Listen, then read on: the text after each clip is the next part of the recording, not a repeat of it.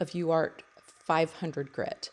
I have sped up this beginning section because there's a lot of content and I needed to edit quite a bit of it out or speed it up to get through and tell you everything that I wanted to tell you. So I have mounted this piece of UArt onto a thin piece of crescent board, and I've washed it down with some Payne's Gray mixed in with a little bit of a neutral watercolor just to tone it. I have dark UArt, but I didn't want to use it. I wanted to create my own toned board and basically be able to control the amount of darkness that was on my paper. So you can see now that I am going in, I've let it dry, and now I'm going in just with a mechanical pencil and I'm starting to lay in my drawing. I'm loosely blocking in those shapes. For a smaller piece like this, or even with a larger piece, it's very important to me to get my initial drawing correct.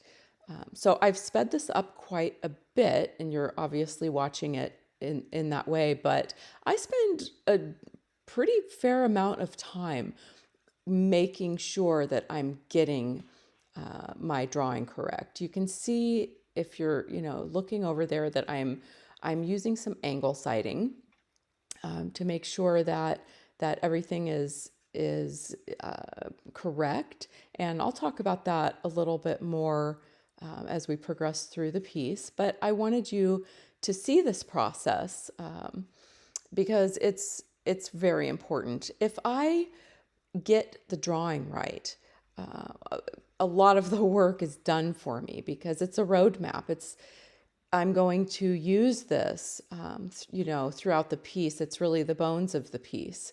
So once I'm finished with this, you'll see that it's actually going to get a little bit obliterated with the next step, but it lays the foundation for the next step. So I'll be working over this with some ink.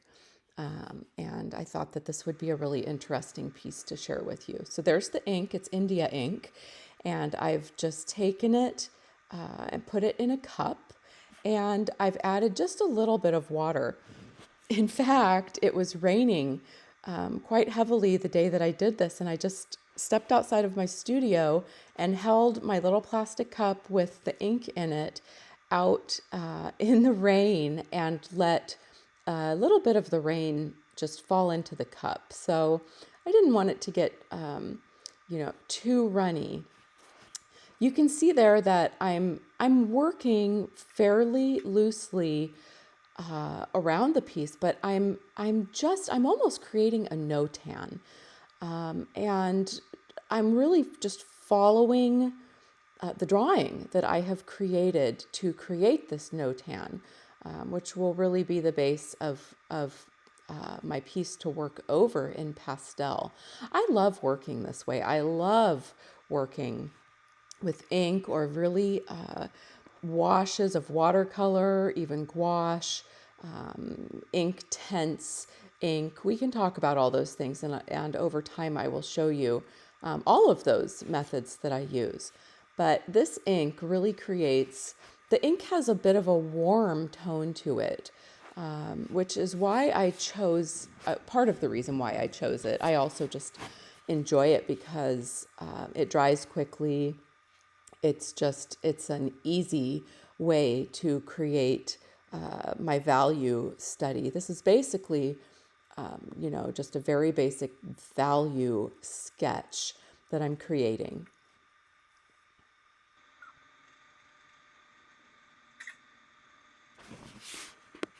So I'm almost finished with this, and in a moment we'll slow down to regular speed and really start talking about laying the pastel. So here we go. You can see that,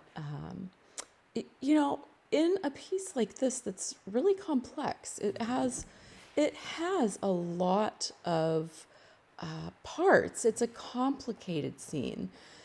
I'm going to be working a lot more deliberately throughout the entirety of this piece than I work, say, in the last demo that I showed you, which didn't have nearly as many shapes. The shapes were larger, and I didn't have to be quite as careful.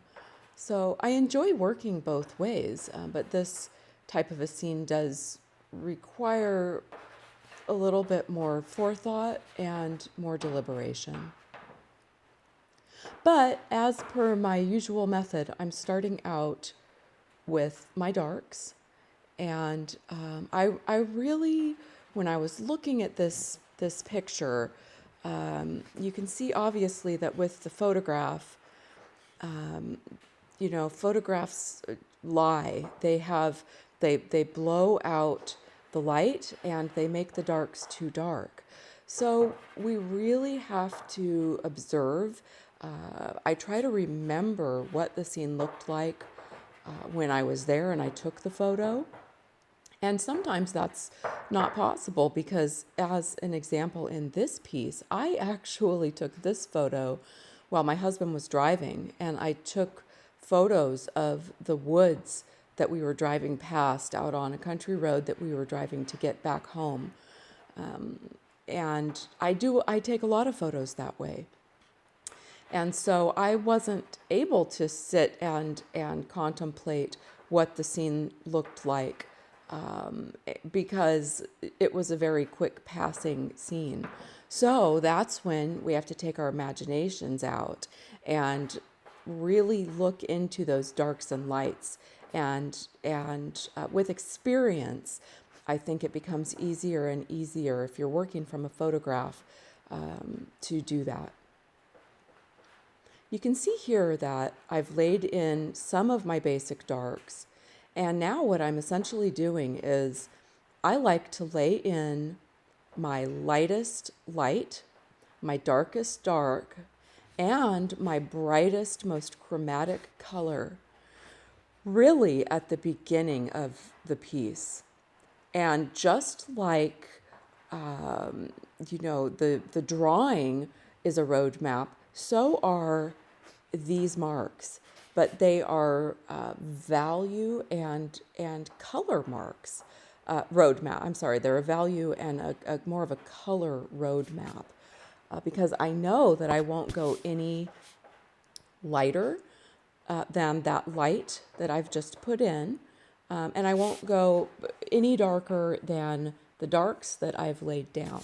Now, there are a couple of exceptions to that, and that is that I will most likely put in some highlights and some accents towards the end of the piece. And highlights and accents, highlights are very light colors, and accents are very dark colors, which will really help the piece pop.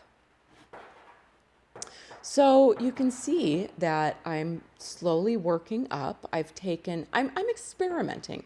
If you look at that color, it's very, very bright. And I want to push the colors. That's what we call it when we are really taking the local color, which is the actual color of a thing, of an object, and pushing it, really taking it to the limit of what that color is and maybe a little bit beyond. And while I liked that very bright turquoise up there, and I think that I will add more of that, it's a little bit early.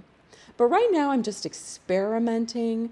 I have not created a thumbnail for this piece. I like to, most of the time, work directly and just figure it out as I go. That's not to say that I don't ever do a thumbnail. If I'm working on a very large piece, or say a piece that's commissioned, or a piece that I am doing for a gallery or hoping that one of my galleries will accept, I will be a little more careful and I'll plan more. And usually will do a small thumbnail or at least a color study to make sure that I'm heading in the right direction, and if anything, just to save time on potential corrections in the actual piece later. Okay, so let's talk a little bit about the mark making that I'm doing right now. If you look at that yellow that I just put down, right there, you'll see that I'm doing a lot of negative painting in this piece. This piece is a perfect example of negative painting because I have that dark background. If I'm careful with the way that I lay in my marks and I leave some of that dark background showing through, I can make the background look like branches, like little trees. It's a very interesting way to work, and I love working that way on a dark toned substrate. So here you can see that I'm starting to explore that horizon line, and while that is not my center of interest, it's a key player in the piece. I have decided that my center of interest will be the light shining through the trees in the mid to upper right left section of the piece. However, the area that I'm working on right now is helping us move our eye around the painting and actually up to that center of interest. And there's always supporting players and supporting. Sometimes I think of this as a movie, and you could say that there's supporting actors, and that horizon line right around that area that I'm working right now is a supporting actor to move our eye up to our, up and around to our center of interest. So we never want to make a supporting actor more important or give it more color or attention than the star, because then it will be competing and the viewer's eye won't know where to look. So you can see that I'm starting to layer some of those darks. I'm thinking carefully about where I might be putting some of those branches. Adding those branches in that background area is going to help create depth, especially if you look at where the branches or the tree trunks begin. I'm careful to add some of them behind the horizon line so you can see that they're up on top of the yellow line. Other branches I'm adding and starting down in the shadowed area. So that is going to create an illusion of depth. I would never want to just put all of those trunks on the same ground plane. Starting to work over into my center of interest, adding some of those branches. And I'm working with a harder pastel right now. It's not a new pastel, and the name of these are, I can't remember what the name of those hard pastels are. I'll put it in the text below. I'll go and look at what they are. They're much harder than the new pastels. They're excellent for very sharp lines. Starting to carve into the sky. I'm still exploring what I want that color to be up there. Because it's actually a pretty balanced piece as far as the color goes. There's a lot of cools and a lot of warms, and that works. Oftentimes, I like having a very dominant temperature. So, I would choose either very warm tones or very cool tones for the majority of the piece. But this particular painting has a lot of both. My center of interest is obviously going to be very warm. All of these very cool colors that I'm adding in will help my warm areas really stand out and really pop. I'm being very deliberate and thinking about where I'm putting these sky holes. Sky holes are negative painting, and it's important to they can be a complicated thing to do, but I actually love painting sky holes and creating my trees that way. We'll talk about sky holes a lot more. Here I am taking a pastel pencil. I do this occasionally. This is a Caran d'Ache pencil. I love the Caran d'Ache. They're very, very soft, and they have a beautiful range of color. I love my neutrals. You can see that this piece is, it's a great example of using neutrals to really make your chromatic, very bright colors pop. Because those turquoises and those very, very bright yellow greens that I'm using in between the shadows on the lower left, or those bright yellows where the sun is shining through, wouldn't really have the impact that they have without all of the neutral colors that I'm adding into this piece. I can't remember which artist, famous master, said it, but they said, a magenta is never truly a magenta until there's gray next to it.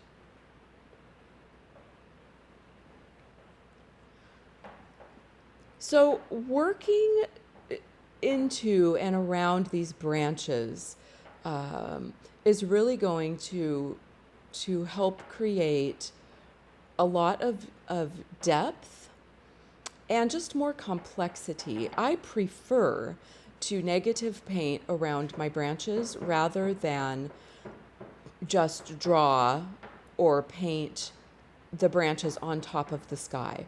I do that occasionally, but I find that it's more effective to negative paint around the branches. As you can see, I'm starting to do that over on the left side as well. And I'm using a variety of yellow.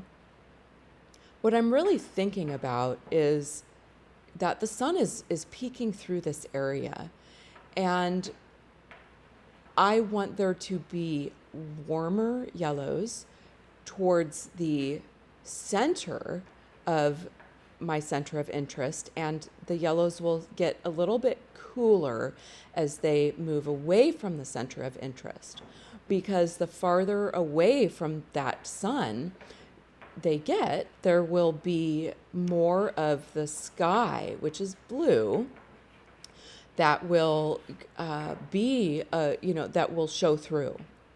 So it's subtle, but it really helps create the illusion of reality. And even though I'm not painting in a realistic manner in this particular piece, I still want it to read. I still want people to say, oh, that's the sun peeking through.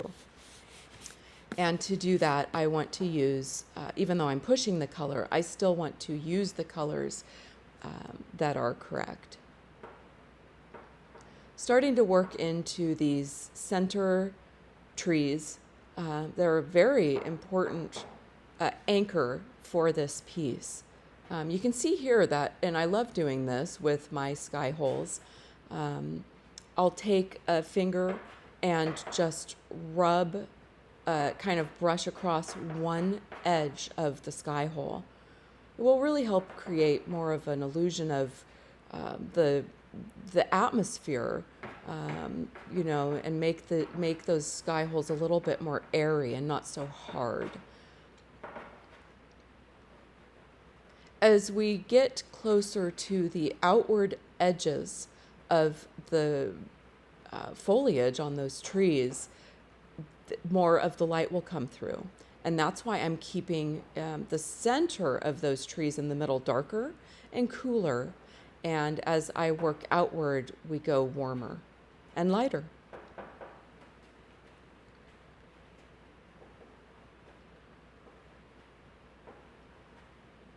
Again, just working in those sky holes.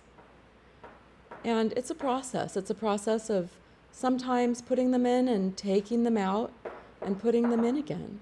And that is just like in the last demo that I did for you, talking about making the piece, breaking it, and making it again. It's going to add interest, complexity, and depth to our work. Here's one of those beautiful muted violets that I'm using down in my cooler pathway. And while it's not really a path, I am making it a path.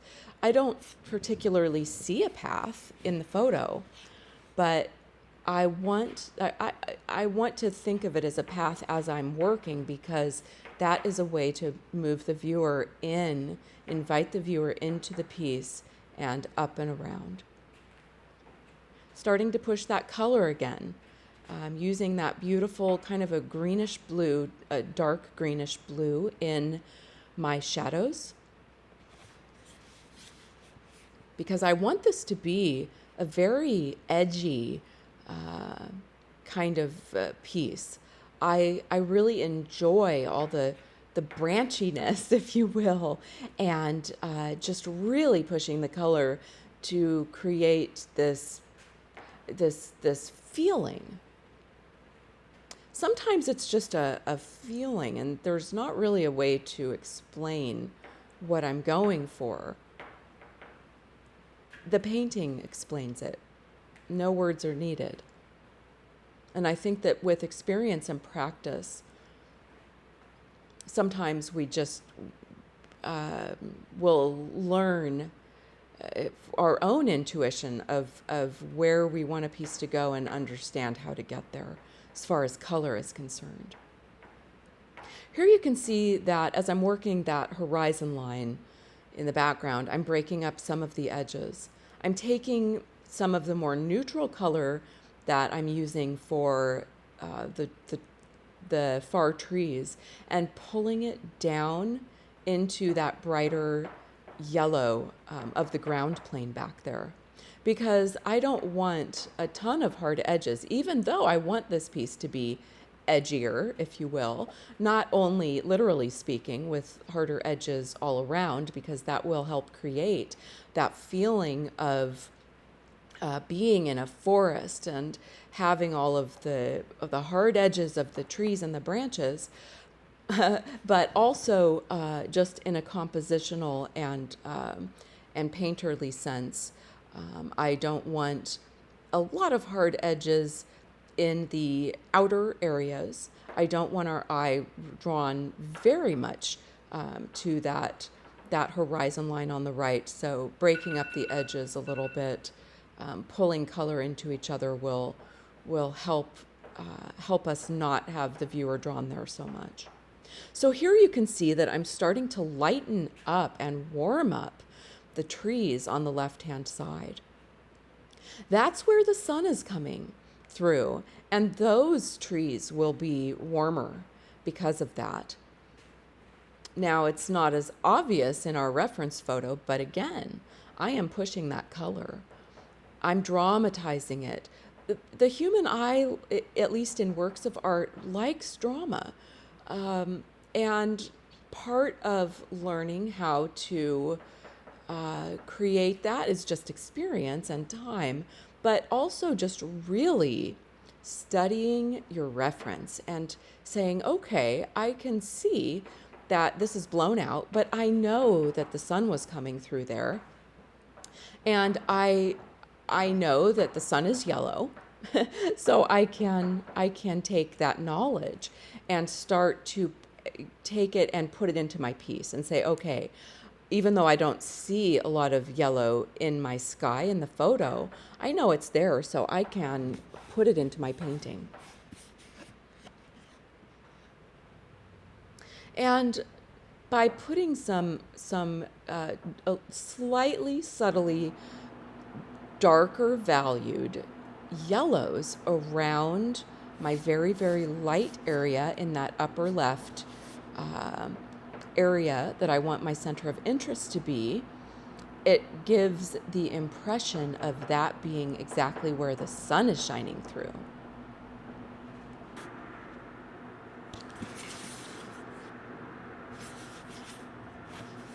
So here I'm going to start heading down into the shadows and working those shadows a little bit.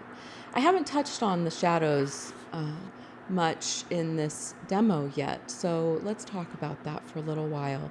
You know, the closer that the shadow is to the object that's casting the shadow, these are cast shadows that I'm working on right now, the harder the shadow will be. And the farther away from the object that is casting the shadow, the more diffused the shadow will become. If you go out and look at cast shadows in nature, you'll see this. It's very obvious. And so I want to create that impression. However, in this particular piece, it's not going to be very obvious because it's a rather cropped in and close piece. So, these shadows, if you look at them, you don't even really start to see the foliage part of the shadows in the shadow. So while I do want to create the impression of a little bit more diffusion towards the edges, the outer edges of the picture plane where where the shadows are, not going to be too worried about it. So starting to really pump up the colors in the grasses down there, really putting in, these are starting to become some finishing marks. And looking at the path that I want the viewer to take. So starting to add some of those brighter colors, they will sort of be these markers for the eye to travel to help pull the viewer around the piece.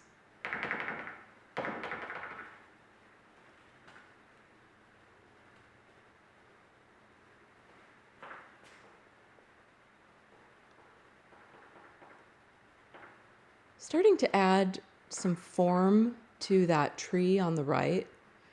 It was too dark, and looking at it down near the bottom of it, in front of that mound of earth, I couldn't really differentiate it there. Now I edited some space out simply because I'm trying to keep these demos around a half an hour for you so that you don't get too bored.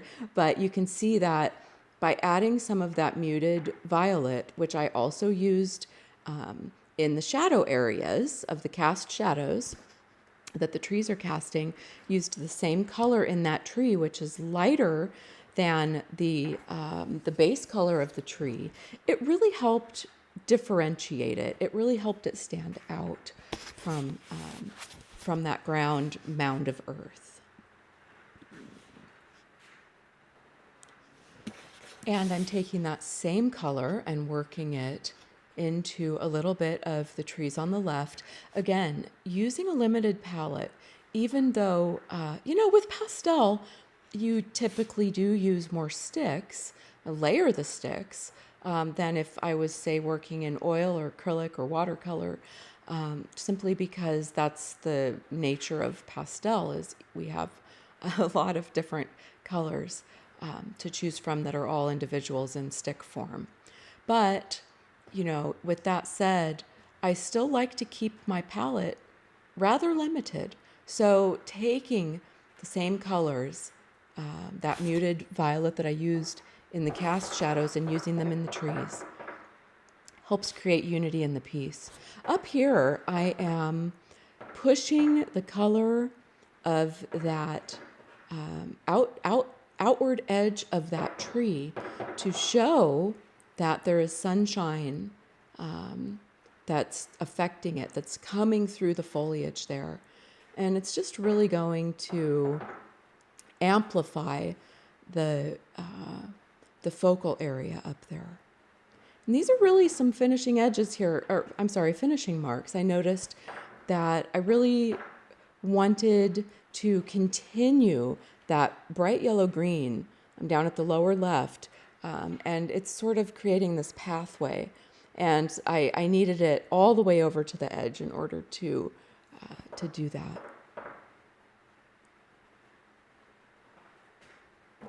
As I'm working on some of those sky holes, I want to mention that if you really look, you'll see that one of the ways that I'm creating the sky holes is by following where the branches are. So if I'm imagining that's where a tree trunk is, and working around the trunks and branches are, generally speaking, where you will find holes in the foliage. That's one way to know where to put your tree holes.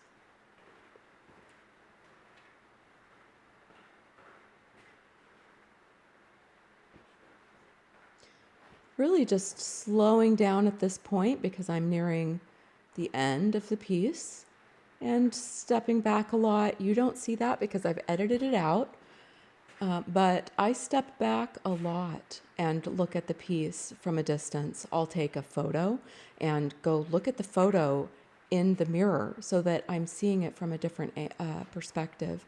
Any way that I can change my viewing of the piece will help me see things that need to be corrected or that I don't like in the piece.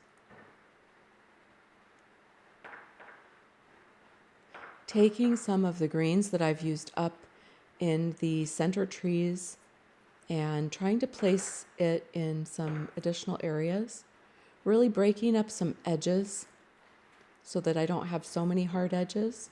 Even though I want this to be an edgy piece, as I said before, I want to be selective about where I have the harder edges to keep you inside the painting. I'm excited to say that I've decided to send this painting over to France in July. I was invited to take part in an exhibit over there, which I'm very honored that I was invited to do so. And this will be one of 4 pieces heading over there for the summer. I really hope you've enjoyed watching this piece come together. I love working this way, and I loved doing this demo for you. I hope that you'll give this method a try. I look forward to our next demo together, and I'll talk to you soon.